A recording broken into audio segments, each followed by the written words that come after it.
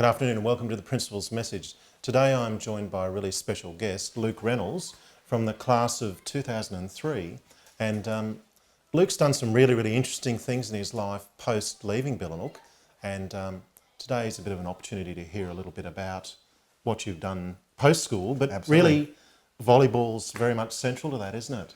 Volleyball was a massive part Yeah. of my time here in Billanook and future. So when did you start playing volleyball here? So I'm pretty sure I started in year 7 Yep. with Mr. Miller coming up and Yep. saying, okay, we're going to get a bit of a ragtag crew together. Yep. And then year 8, we're going to take it a little bit more serious. And you were his first year 12 team, if I'm correct. I think we were the second ever team he put together, and then we Yep. were the first team to go all the way Yep. through to finish Yep. and play. And post-school, volleyball has been pretty much your life, hasn't it? Either playing or coaching. Absolutely. Yeah. After you finished year 12, you headed overseas, didn't you? I did.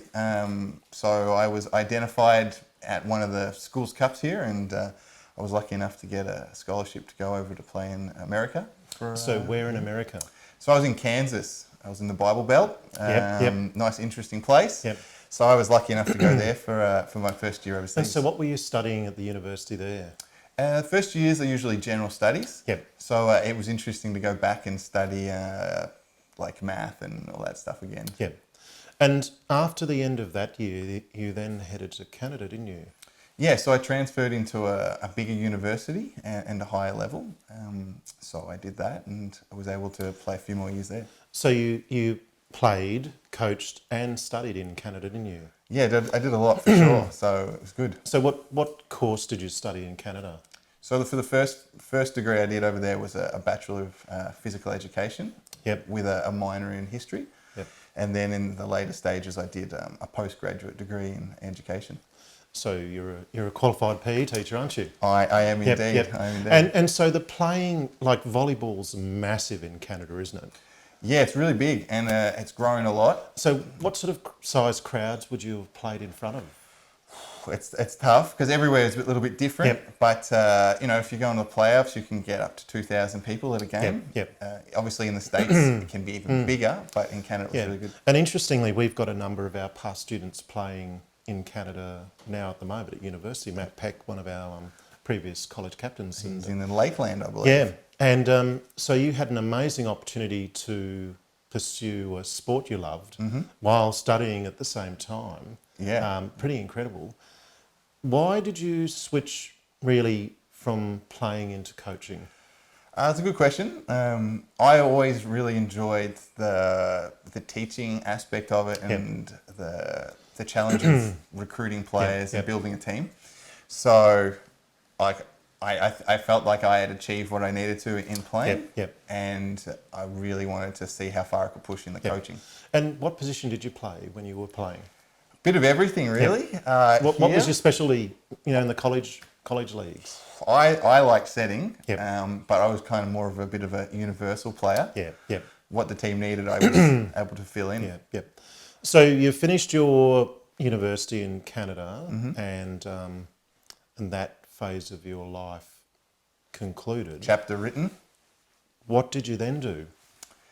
I came home and I wrote about 1,000 emails out to professional clubs, just really trying to put out the feelers to see if I could potentially get a contract. And between a few no's, I got a yes. And I was lucky enough to get a contract to go over to Sweden to coach. To coach in Sweden. Yeah. So is it a professional league in Sweden? It was. Yep. So it was a smaller town in the south of Sweden, but it was the professional league. Yep. So how long in Sweden? I did 2 years there. 2 years, yep. And then where to from there? So I did women for coaching in Sweden, which was first time for a while. And then I went to Cyprus, small little island. I'm sure many people will be Googling it. I did a year there. And then coaching men or women? Men that year. So I thought the transition would be good from women to men with less drama, but Cypriot men seem to like drama. So it wasn't much of a transition there. And then from there, the current national team coach, he wasn't at the time. So this is the Australian coach? Yep. Yeah, he wasn't at the time, but he saw I was doing some good things, and he called me up and asked if I would join him in Poland. So he was coaching a club team in Poland. He was, yeah, professional team. And so you went and were assistant coach to him, effectively. Yeah, Yep. Assistant and strength and conditioning coach. Yep. And volleyball in Europe is massive, isn't it? Oh, it's huge. Yeah. Compared to Australia, they're full-time professional leagues, big crowds. Yep. It's almost the continental sport, isn't it? Along with soccer and cycling. Yeah. So Poland would have been really interesting. Yeah, it was. I didn't know what to expect going to Poland, but the people are amazing. Yep. The league is phenomenal. It's one of the biggest leagues, so you were getting 4,000 to 5,000 people a game. So, and so it's sort of like the AFL in a way. There's a team in this town and a team in that town, and you would play round robin against all the teams. And head towards finals. It's their national. I think it's pretty much their national sport there. So same system with the round robin and playoffs. So you were assistant coach there, post Poland. Where to then? So I took a bit of a giant leap. I went to Germany, to one of the biggest clubs in Europe, in Berlin. I was 32 at the time, which was a huge step. So as coach? Yeah, as head coach. Wow. So it was a bit of a gamble. So how many? They would have had quite a large squad and a number of teams. No, they just had one team. but they pump a lot of money into the one. Yeah. And is it really corporate in Germany? Like BMW sponsors this team. Is it sort of like that? Or? Yeah. So their major sponsor was a recycling company, but they had the president was a very well off individual, so he invested a lot of money as well. Yeah. And so to Germany as head coach, that's quite an achievement for a young man who had been coaching for a number of years, but not a long time. How did you go success-wise in Germany? It was an interesting year, based on obviously with a big profile team comes a lot of pressure as well. So we were second in the league. We were playing Champions League, and that was another good thing because I was the youngest coach by 15 years. And then we had a couple of losses, and in professional sports, someone has to take the fall. So unfortunately, February they released me, and they hired someone that was, I think, 60, so a bit the other spectrum. And look, I think in any professional sport, it's pretty cutthroat, isn't it? Well, absolutely. We were still sitting second, and we were still a chance to win the championship, but they wanted to do that. And so post Germany, back home, went with the wife to the Philippines. So she was playing in the Philippines, and she's still playing professionally, isn't she? She is. She's an American. And so to the Philippines. Spent 6 weeks with her. In Manila, quite an interesting place. Never experienced that before. So did Manila, and then pretty much from there straight into the national team. And so, what about comparing sort of the Asian leagues, the Manila type leagues, with the European leagues? Standards? It's very different because you have the Philippines who they like to put a lot of money into it, but their local level is not great. But then you have countries like Japan, which will also put a lot of money, but their locals are really high.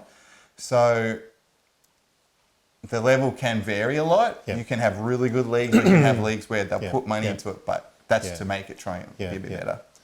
So time with your wife in the Philippines. Now she's now playing in Italy. She is indeed, So she's in Italy and you're here.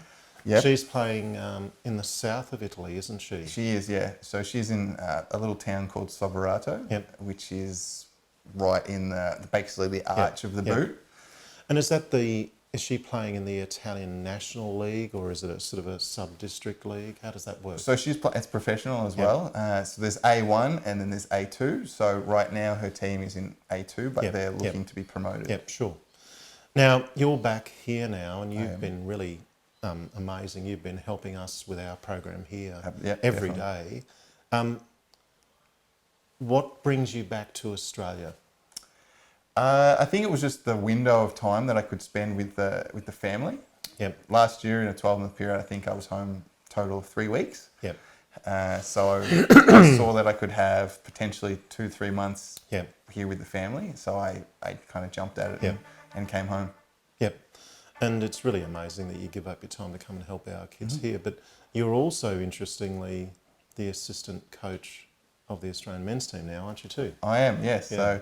So that usually takes up the mid portion of the year. Yep. Uh, So do they tour? Is that how the Australian team works? They'll go on tours and Yeah, so this year, for example, our tour, we have training camp in Poland in Yep. May, and then we do 5 different countries in 5 weeks. yep, Then we come back to another training camp. We have Olympic qualifiers, Asians, Yep. and World Cup. And will the Australian men's team make the Olympics this year, do you think?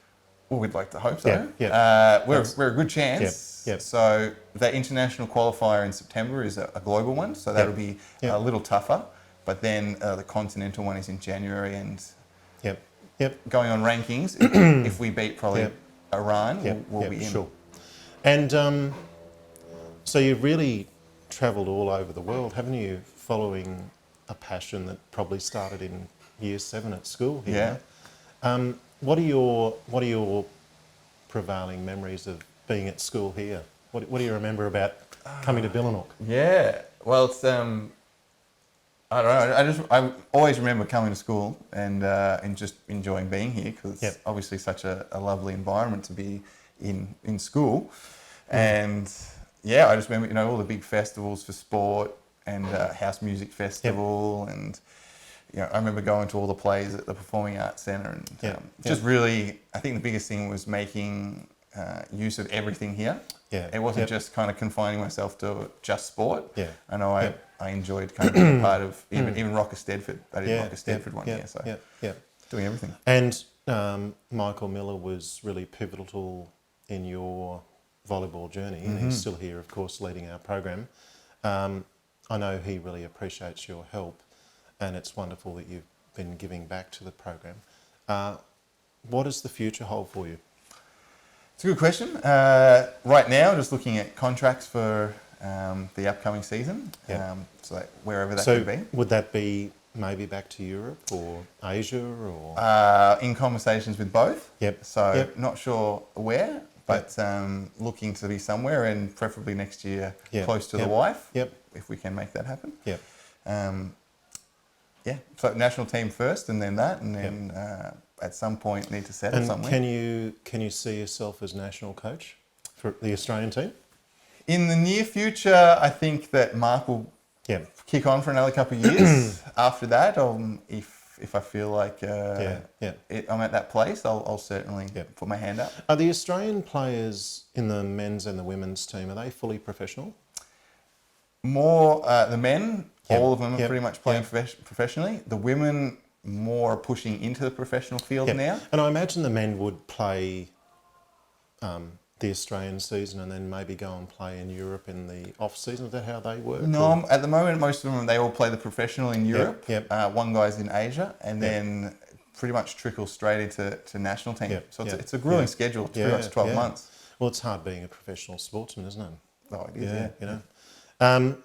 So I hope you've enjoyed having a little bit of a chat to Luke and hearing a little bit about his journey at Billanook. There's been some great still shots through this video that'll give you a bit of a sense of what his life is like on the road, and it's really quite an amazing life, isn't it? You know, you've lived an incredible life post school. Absolutely. Travelled the world, been to countries where English wasn't the first language, and had to learn new cultures, and Definitely. it's a bit like Simon Clark with his cycling, isn't it? How he's travelled over the whole world, and it just goes to show that you've got to find what you're passionate about, don't you? Yeah. And then go for it. Just grab it with both hands and see where it takes you. Yeah. So thanks, Luke. Thanks it's been again, great to chat, and I hope you've enjoyed having a bit of a conversation with Luke Reynolds.